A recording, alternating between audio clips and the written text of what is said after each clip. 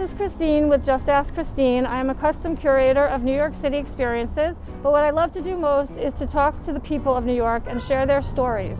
I am in First Street Green Cultural Park today. Since it's Women's History Month, I'll be interviewing a very well-known muralist today. Her name is Bianca Romero, and she's going to tell us all about her work and her message.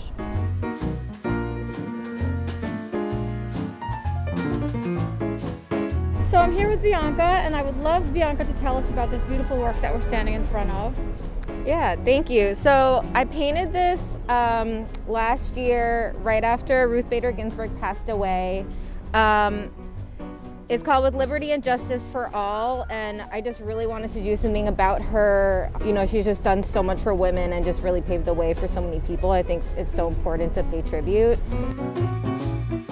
So tell me how long it takes to put up a mural of this size. So this took about 3 days, on and off, a couple hours each day. And are you ever intimidated when you start looking at this big blank wall? Sometimes I get very intimidated. For this one, I knew right away I wanted to paint Ruth Bader Ginsburg. I knew I wanted to send a message. Bianca, I've read that your work is very much influenced by the background of your upbringing, which is multicultural, and that both of your parents were artists. Can you tell us a little bit about that?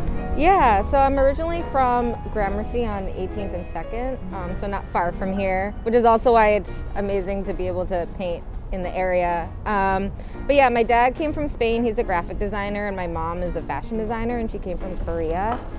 So just growing up, I've just been very aware of, you know, different cultural backgrounds and narratives and just traditions and things like that. And I had to kind of navigate my way through that.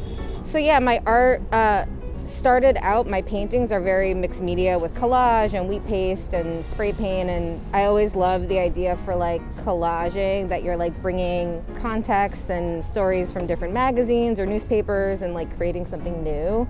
So I've always felt like an embodiment of that. And then I started translating it to murals, and I love that with murals you can kind of take up a lot of public space, and I think it's important as women and somebody that's multiracial. I think it's important to take up space and have a narrative.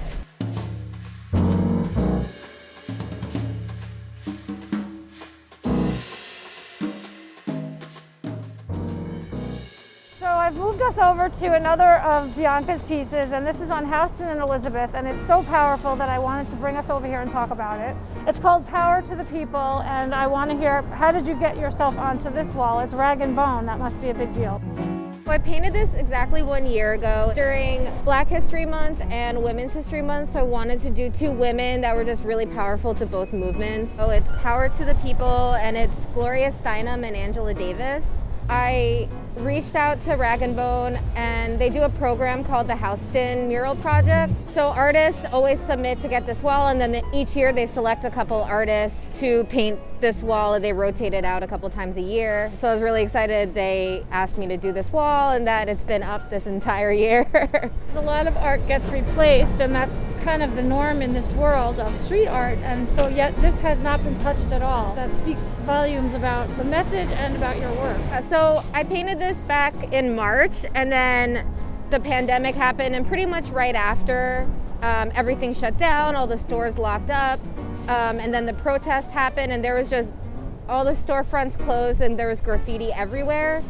But this wall, Power to the People, just spoke so much to what was going on, and it speaks volumes that nobody's tagged over it, nobody's defaced it, which is so powerful in itself. I mean, I'm so glad that so many people connected to the mural and the message and still continue to take photos with it and share it. It just speaks to how powerful art is.